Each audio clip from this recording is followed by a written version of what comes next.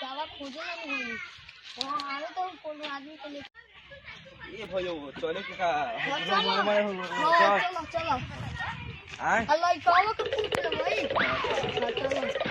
नहीं को पूछ ले भाई प्रणाम जादू जी प्रणाम झगड़ू भैया कहां जा रहे हो ठीक है आई आजा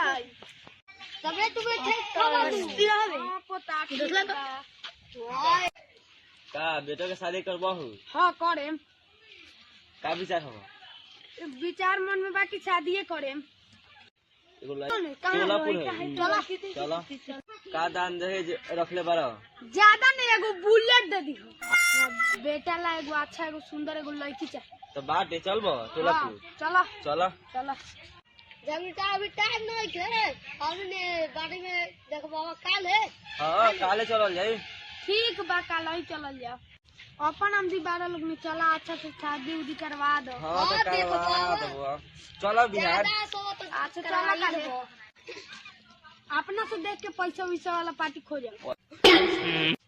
ए साला एको बेटवा को पूछल जाता कि काची काम करल है पूछ ले तब ठीक रहतो तब हो बेटवा का करल बा और बेटवा तो इंजीनियर